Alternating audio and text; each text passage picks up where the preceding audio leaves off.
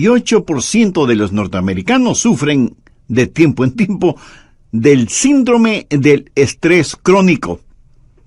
Este dato estadístico, realizado por una entidad experta y seria, nos pone frente a la realidad de que los norteamericanos estamos emocionalmente fatigados, físicamente exhaustos y espiritualmente derrotados. La razón: el estrés. Los días son muy largos, las noches son muy cortas, y nos sentimos como en una competencia ratonil. Hay tanto por hacer y muy poco tiempo para hacerlo. Pero gracias a Dios hay esperanza. Y esa esperanza está aquí, en las páginas de la Biblia. Isaías, el príncipe de los profetas, bañó su pluma en dorada gloria para escribir las palabras del verso 28, que lo comienza con una pregunta. ¿No has sabido? ¿No has oído que el Dios eterno es Jehová, el cual creó los confines de la tierra? No desfallece ni se fatiga con cansancio, y su entendimiento no hay quien lo alcance. ¿Qué es lo que está diciendo el profeta aquí? Está diciendo que Dios nunca se cansa, ni se queda perplejo, ni tira la toalla. Ahora miremos la promesa que encontramos en el verso 29. Él da fuerza al cansado y multiplica las fuerzas al que no tiene ninguna. Los muchachos se fatigan y se cansan. Los jóvenes flaquean y caen. El hecho de que usted sea joven no significa que es inmune al estrés. Y el verso 31 dice, pero los que esperan a Jehová tendrán nuevas fuerzas, levantarán alas como las águilas, correrán y no se cansarán, caminarán y no se fatigarán. Bien, pensemos en el problema del estrés, y eso lo encontramos en Isaías 40, los versos 28 y 29. En estos versículos se menciona a dos clases de personas. Por supuesto, la una es Dios Todopoderoso, el omnipotente, omnisciente y soberano Dios. Se le llama el Dios eterno, el creador de los confines de la tierra. No hay ninguno otro como Él. La otra persona somos todos nosotros. Estamos retratados en el verso 29. Él da esfuerzo al cansado y multiplica las fuerzas al que no tiene ningunas. Recuerde que estamos hablando del estrés. Ahora, ¿qué es el estrés? Estrés es el vacío que existe entre las demandas que ponen sobre nosotros y nuestra habilidad para cumplir con esas demandas. La diferencia entre esas demandas y nuestra habilidad es lo que se llama el factor estrés. En un lado tenemos las responsabilidades, las necesidades, las demandas y las oportunidades de la vida. En el otro lado tenemos todas las cosas que queremos hacer, deseamos hacer, tendremos que hacer y debemos hacer. Pero en otro lado tenemos todas las cosas de las cuales estamos muy conscientes hoy. Nuestra inhabilidad, nuestra debilidad, nuestra pecaminosidad, nuestra falta de conocimientos, nuestras fallas. Y decimos, yo quiero, yo debo, pero no puedo. Aquí están las oportunidades y necesidades. Allá las debilidades y fracasos. Y entre ellas hay un vacío. Ese vacío es el factor estrés. Es el abismo entre el debo hacerlo y no puedo hacerlo, el que nos abruma. Y todos nosotros somos vulnerables. ¿Es usted un ejecutivo? Leí de una compañía que contrató a un asesor gerencial porque la moral estaba por los suelos entre los ejecutivos de esa empresa. ¿Sabe lo que el asesor descubrió? Que 21 de los 22 ejecutivos de esa compañía sufrían de un estrés tan intenso que estaban causando enfermedades físicas como úlceras, alta presión, depresión. Pero escuche, no solo los ejecutivos sufren de estrés. Un obrero, una azafata, un mecánico, un minero, un carpintero, un ingeniero, un pastor, usted mismo puede sufrir de estrés. Y no tiene que ser ni adulto ni viejo, ni joven. De hecho, muchos de nuestros jóvenes en la actualidad sufren de estrés, y algunos tienen que darles medicamentos para que puedan enfrentar la vida diaria en sus colegios o universidades. Algo muy interesante está sucediendo en la actualidad. Cuando el último de los hijos abandona el hogar porque fue a estudiar a otra parte, o consiguió trabajo en otro lugar, o formó su propio hogar, los padres hablan del síndrome del nido vacío. Ahora, en cambio, y con inquietante frecuencia, se habla del nido reacolchonado. Muchos jóvenes adultos que se fueron para enfrentar la vida no han podido soportar tanta presión y han regresado al hogar. Y hay una proliferación de hogares destruidos, cuentas sin pagar, vidas asustadas, heridos emocionales, que deambulan por las calles, gente oprimida por el estrés, sufriendo de indigestión, úlceras, falta de aliento, dolores de cabeza, dolores musculares, fatiga, cansancio, aburrimiento, irritabilidad, falta de concentración, pérdida de memoria, insomnio, todo esto identificado bajo una sola palabra: estrés. Déjeme compartir con usted otro dato estadístico, sorprendente. No sé si es absolutamente cierto, pero si lo es inquietante. Del 75 al 90% de todas las visitas hechas a doctores de cuidados primarios el año pasado fueron por enfermedades relacionadas con el estrés. La gente solía ir a los gimnasios no para hacer físico-culturismo, sino primordialmente para bajar de peso.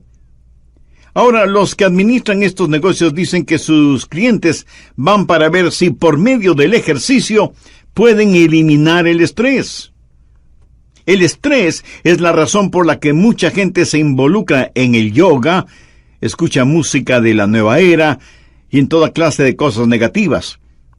Y cuando una persona padece de estrés, no puede gozar de la vida y es especialmente vulnerable a los ataques de Satanás. En el capítulo 25 del libro de Deuteronomio leemos que hubo un rey llamado Amalek, quien atacó la retaguardia del pueblo de Israel cuando estaba cruzando el desierto. Amalek aniquiló a los que estaban retrasados, débiles, desanimados y cansados. Cuando usted está estresado, tendrá horrendos argumentos en su casa por la más mínima cosa. Lo más insignificante será motivo para argüir.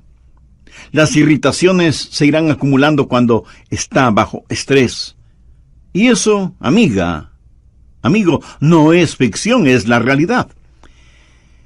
Pero deseo que vean no solo el problema del estrés, sino también la provisión de suficiencia. Quiero que sepa que Dios no le ha dejado sin su ayuda. Veamos lo que dice Isaías 40:31. Pero los que esperan a Jehová tendrán nuevas fuerzas, levantarán alas como las águilas, correrán y no se cansarán, caminarán y no se fatigarán. Esta es una hermosa promesa. Por favor, escúcheme atentamente. No es un pecado el padecer de estrés, pero sí es un pecado el no utilizar la ayuda que está completamente disponible para usted. Esta es una de las más estupendas promesas en toda la Biblia. Permítame repetirla. Pero los que esperan a Jehová tendrán nuevas fuerzas, levantarán alas como las águilas, correrán y no se cansarán, caminarán y no se fatigarán. Note que aquí hay tres promesas distintas. Primero, habla de la habilidad de volar, de levantarse por sobre los tiempos difíciles de la vida, y usa el ejemplo del águila. ¿Sabía usted que a las águilas les gustan las tormentas? Cuando los rigores de la vida se hacen presentes, cuando llegan las tormentas, cuando vienen las dificultades y adversidades de la vida, necesitamos ser como las águilas. Las águilas esperan la tormenta. Y cuando sienten que el aire está siendo calentado por el calor de la tierra y que las ráfagas termales comienzan a soplar, salen de sus nidos en las rocas, extienden sus poderosas alas y comienzan a ascender y a planear. Y mientras más rápido sople el viento, volarán más y más alto.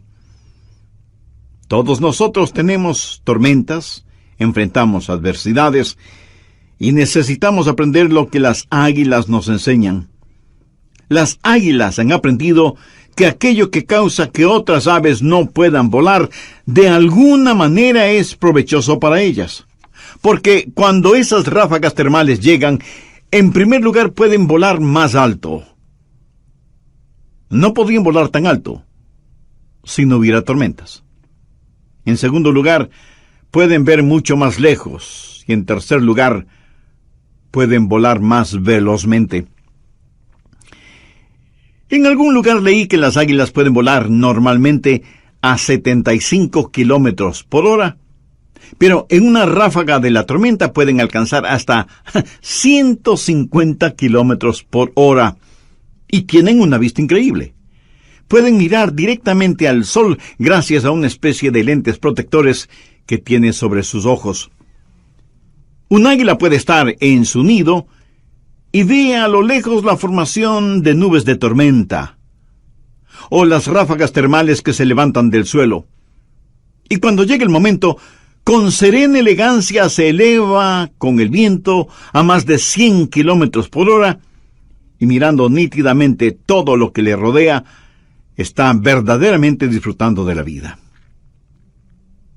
De paso, ¿sabe cómo esa águila aprendió esto? A lo mejor a usted no le gusten estas lecciones de vuelo. Anote al margen Deuteronomio 32:11.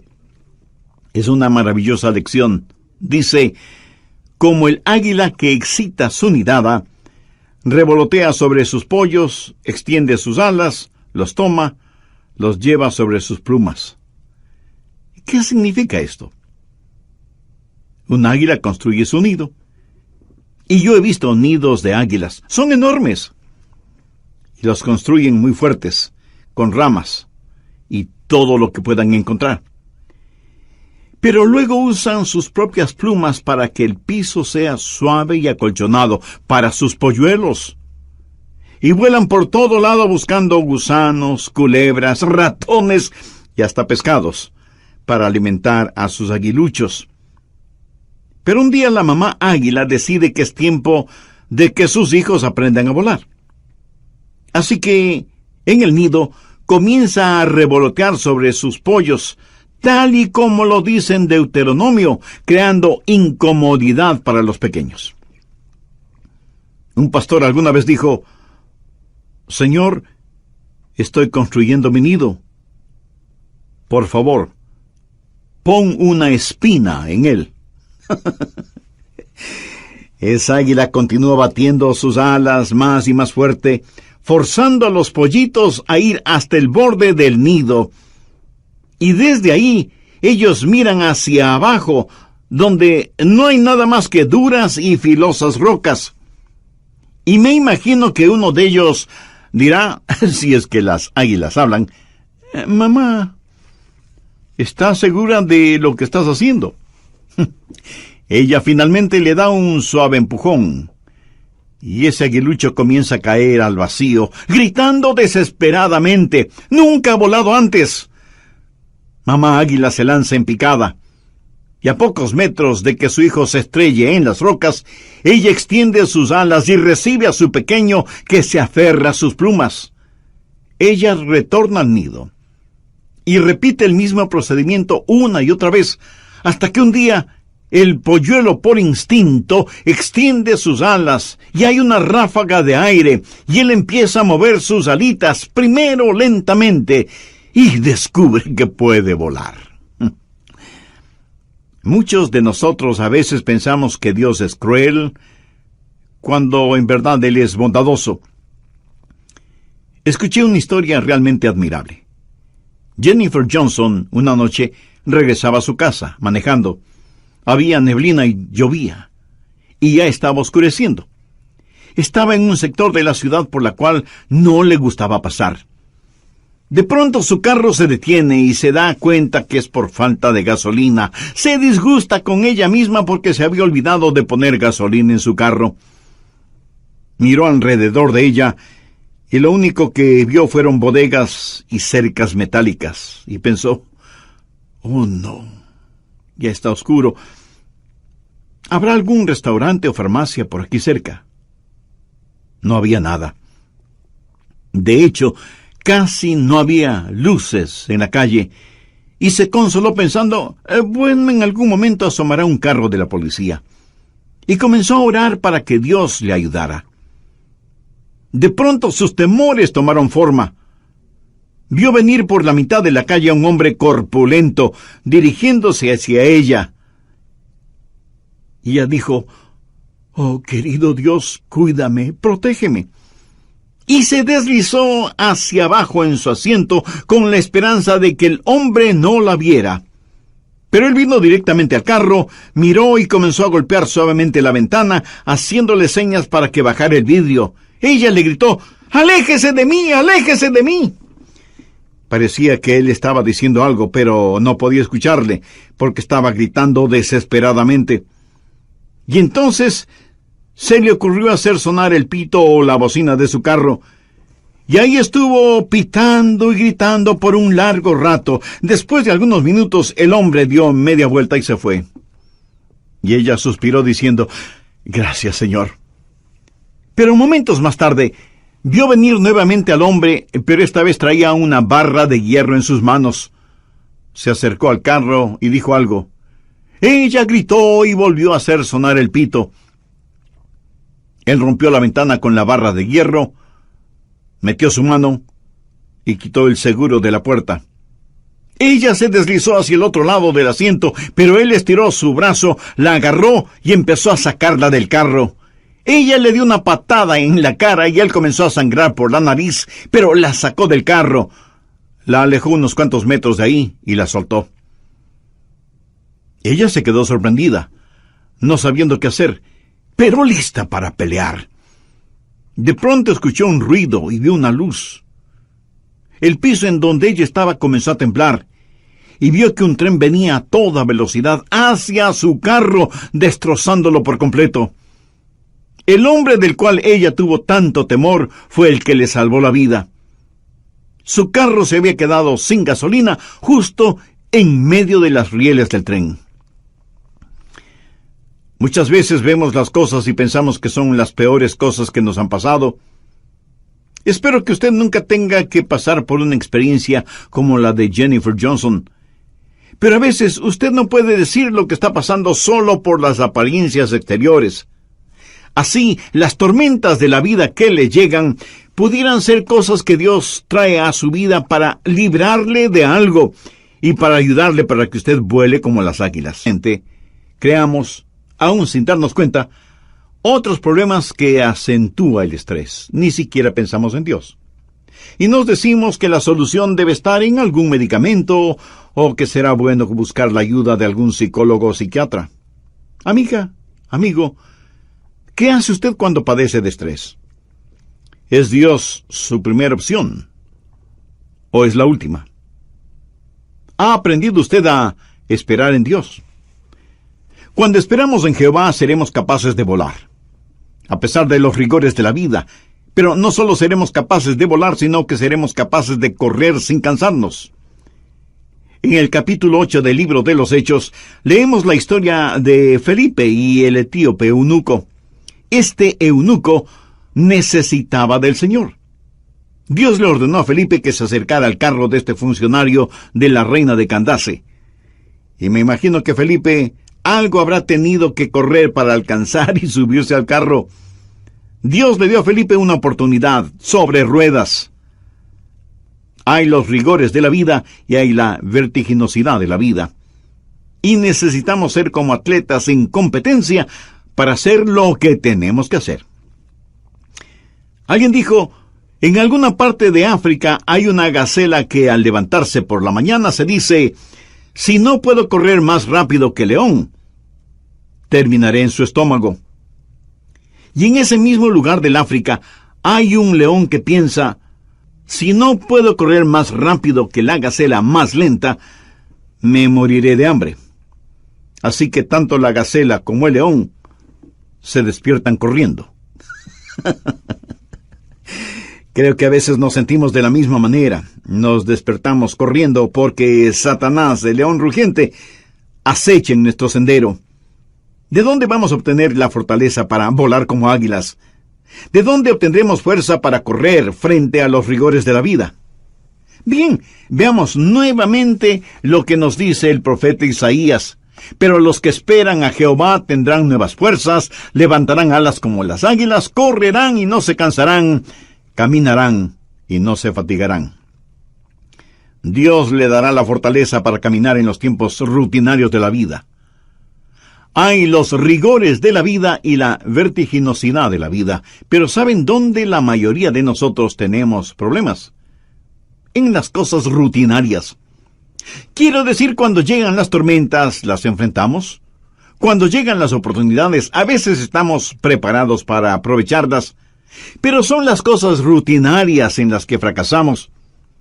Y no se olvide que son las cosas rutinarias con las que vivimos la mayoría del tiempo. Una cosa es volar como las águilas o surgir como un atleta, pero otra cosa es permanecer en la rutina cotidiana. Y cierto que servimos a Dios cuando nos elevamos durante los tiempos difíciles o cuando corremos durante los tiempos felices, pero necesitamos caminar día a día en la regular monotonía de lo cotidiano. Y es en esta área de la vida en donde fracasamos. La gran necesidad que yo tengo, y me atrevo a decir que usted también tiene, es la fidelidad diaria en las cosas pequeñas. Caminar sin fatigarse. Los israelitas estaban en un peregrinaje. Dios dijo: como son tus días, así será tu fortaleza. Ellos estaban viajando desde Egipto a Canaán.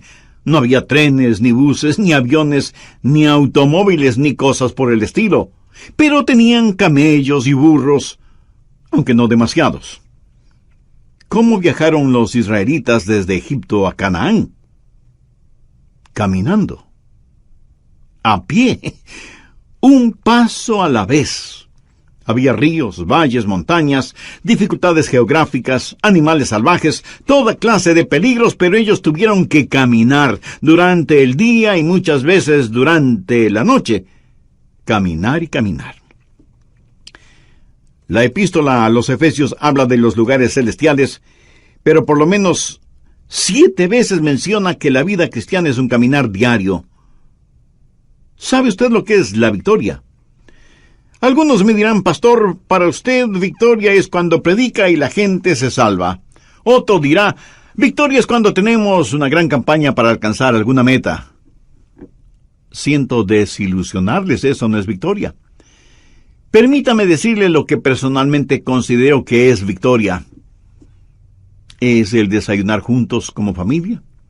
Es vestir y preparar a los hijos para que vayan a la escuela. Es tener salud para ir al trabajo. Es limpiar la casa, aunque no esperemos visitas. Es el estudio bíblico diario y el tiempo devocional y el tiempo de oración. Victoria es el ser dulce con su cónyuge, cariñoso con los hijos, servicial con el prójimo. Victoria es ser la misma persona en la casa, en la oficina o en la calle, en días buenos o malos, fríos o calurosos, con lluvia o con sol. Así es la vida cristiana cotidiana. Déjeme compartir con usted un secreto a voces. Si usted es un genuino cristiano en su hogar, puede serlo en cualquier lugar.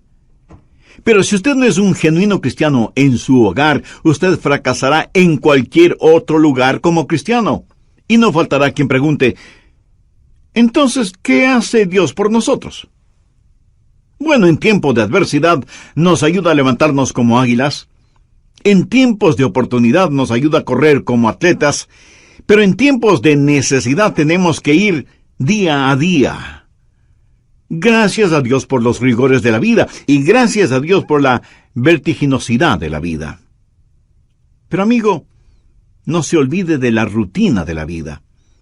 las cosas diarias de la vida que necesitamos aprender y cómo obtener la victoria sobre el factor estrés. Necesitamos aprender a tener aguante, resistencia. Leí de un caracol que comenzó a subir por un árbol de manzanas. Y usted sabe que los caracoles se mueven muy lentamente. De entre la corteza del árbol salió un gusano que le dijo al caracol: «No necesitas subir más.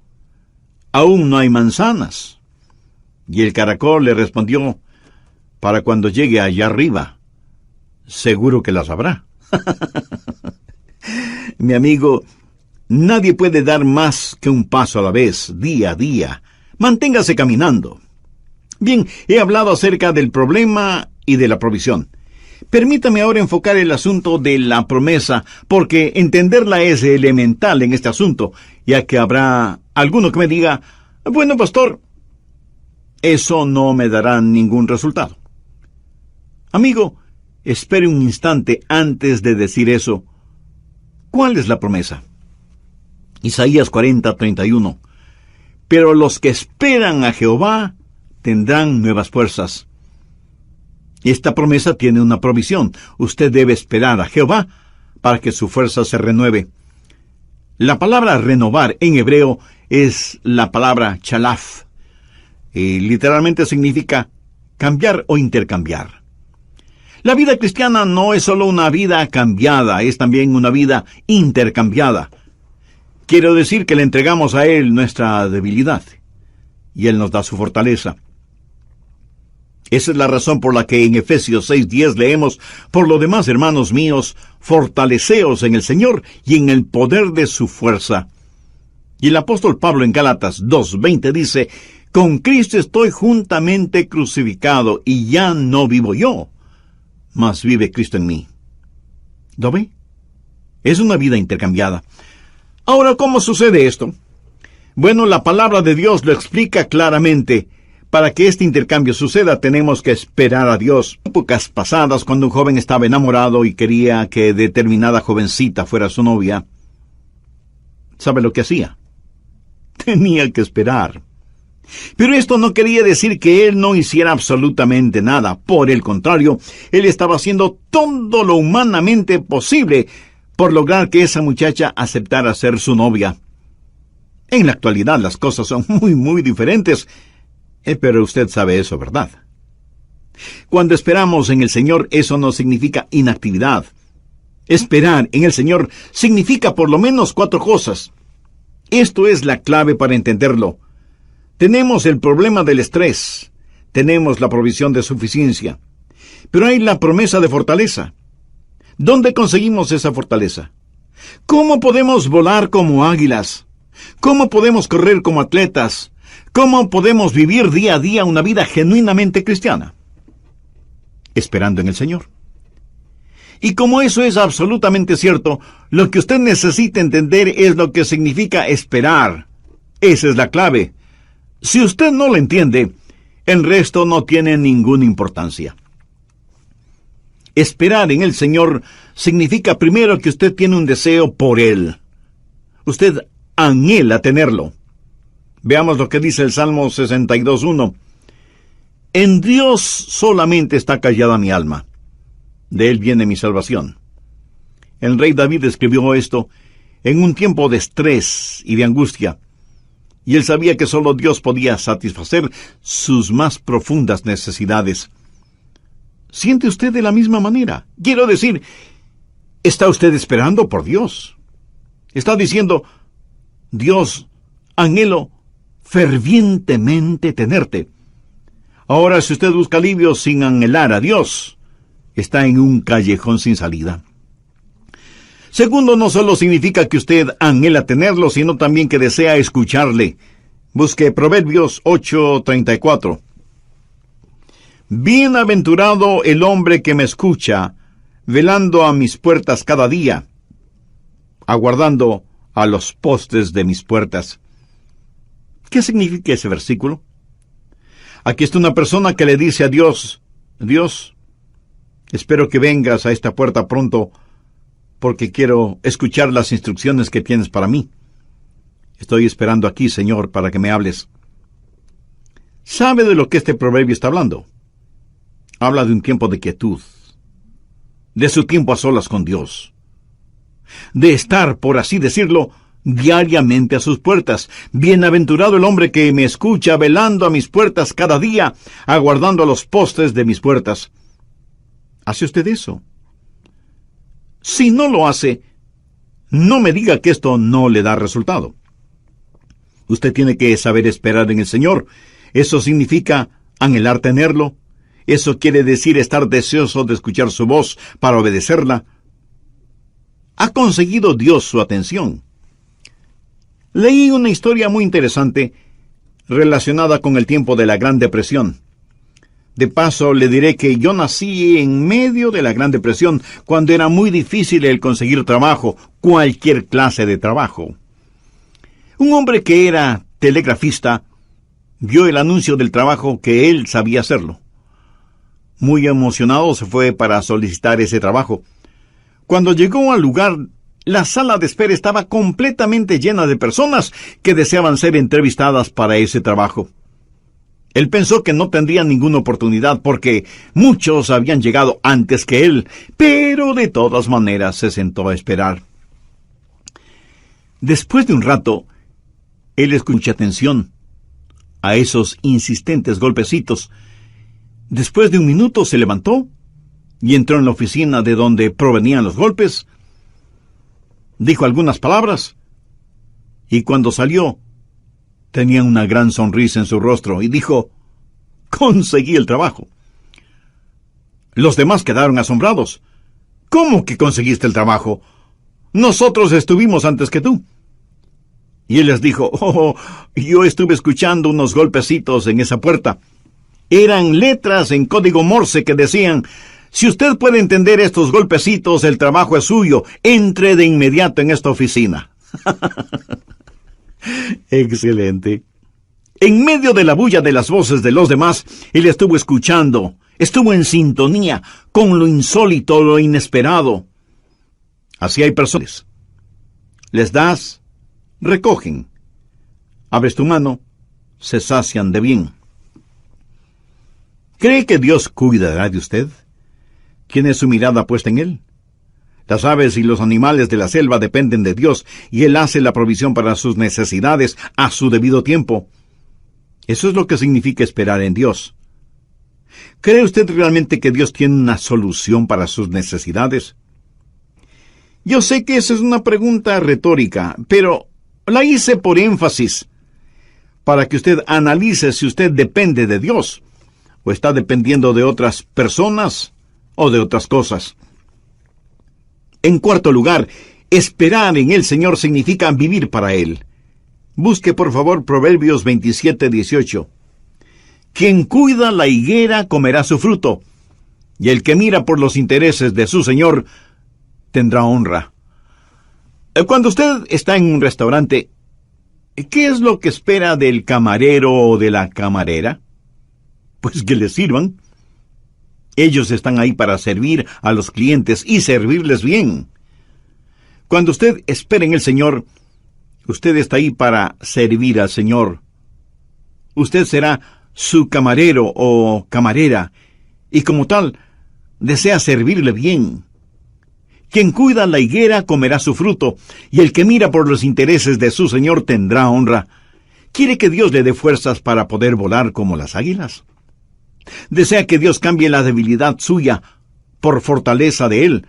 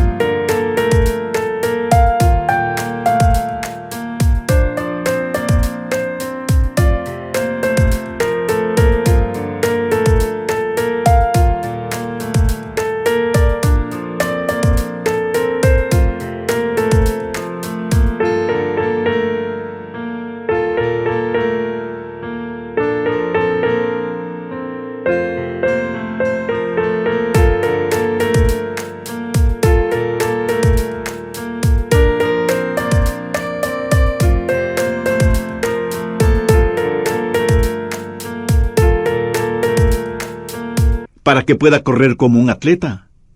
Quiere que Dios penetre en usted con su poder para que día tras día tras día usted pueda caminar sin fatigarse.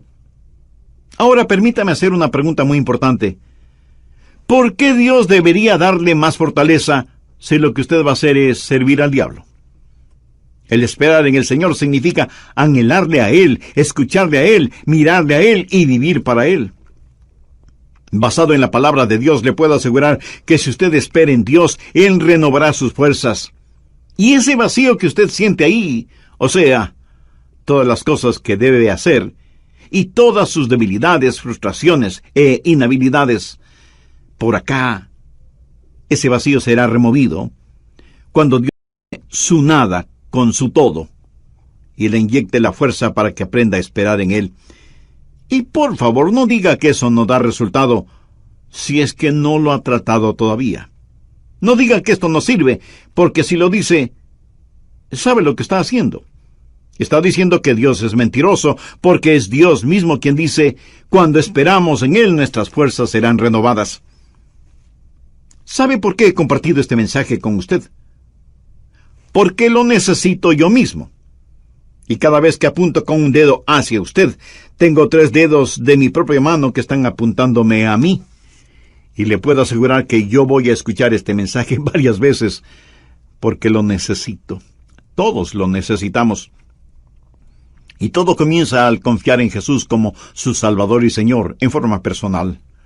Amiga, amigo, si usted aún no es salva o salvo, pero quiere serlo, puede orar con sus propias palabras de la siguiente manera. Querido Dios, sé que me amas y que quieres salvarme. Señor Jesús, tú moriste para salvarme y prometiste que me salvarías si confiaba en ti.